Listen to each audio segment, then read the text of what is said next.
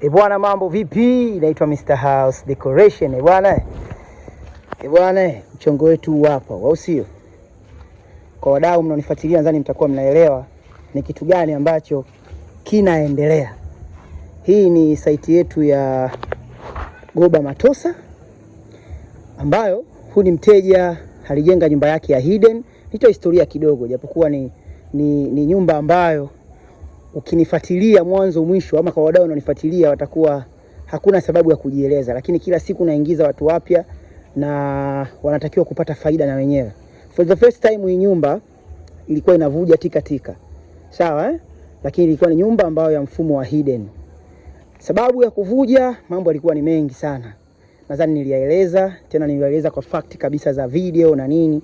Umenielewa? Lakini main point ilikuwa ni hii concrete gutter ilikuwa ni nyembamba.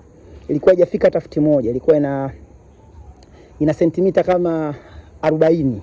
Kwa hata ilikuwa na sentimita 40 haikufika pia. Yaani hata futi moja haikufika, hata 30 haikufika, hata sentimita 30 haikufika. Kilikuwa ni kitu fulani, kimfereji fulani chembamba sana. Lakini mwisho wa siku sisi tumekitanua, tumepata concrete gutter ambayo ina 120 ndani kwa ndani, lakini kwenye kona huku tumeweka futi 2 kwa ajili ya maji ambayo yatakayokuja kugonga hapa yaweze kuja hapa, kwa sababu ni kipande kidogo, ni kipande hiki hapa tu. Kwa hiyo kipande maji yake yatakuja hivi, yatakuja kujoin kwenye hii concrete gutter kubwa. Na mara ya mwisho kama video ya chini niliposti tukiwa tumemaliza kujenga hizi kozi moja hii ambao ni ukingo wa maji kutoenda kwenye nyumba yetu. Kwa hiyo nikasema nikija kugonga kenchi nitawaonyesha namna gani ambavyo ile king post yangu ilivyonyanyuka na distance ambayo tumeipata, sehemu ambayo tutakaojazia tofali. Nadhani unaiona ni sehemu ndogo sana, tena sana ni kule mbele, huku bavuni pako shwari kabisa huku mwishoni.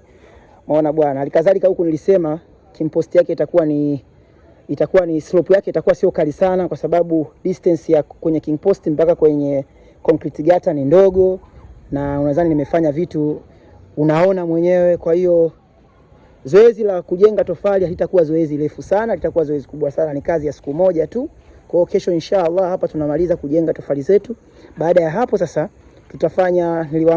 tutafanya zoezi la kupiga plaster hii kuta yetu. Unaona bwana, ili kuhakikisha hizi joint zetu zisije baadaye zikapitisha maji. Lakini pia hii plaster yetu italandana kabisa na waterproof.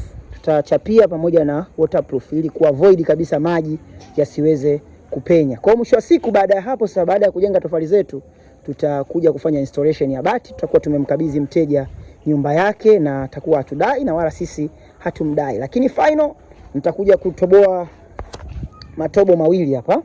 Hapa kuna matobo mawili, lakini pia na huku nako kutakuwa kuna matobo mawili ambayo yatakaa hapa. Unaona hapa, moja litakaa kwa ndani pale, jingine litakaa kwa hapa. Lakini pia hapa katikati kuna kichuguu nitakitengeneza kwa maana ya slope ya kumwaga maji ya kwenda kwenye mashimo mawili ya kule na maji mengine. Kwa hiyo nitayagawa ya maji ili kupunguza population ya maji kuwa mengi kwa upande mmoja. Kwa hiyo pia nitayagawa. Umeona jinsi ambavyo ninatengeneza maji yasiwe na nguvu ya kuweza kuingia kwenye hili jumba letu. Hiyo ni tekniki ambayo wadau wengi sana wanafeli, wajenzi wengi sana, mafundi wengi sana hawawezi kufanya vile vitu ambavyo. Lakini uzuri ni kwamba ukinisubscribe kila kitu unaona na elimu yote unaipata. Kwa hiyo ni wewe mwenyewe kuchagua kusubscribe ili uendelee kusanuka na tuendelee kusanuana kuhusiana na masuala mbalimbali ya ujenzi.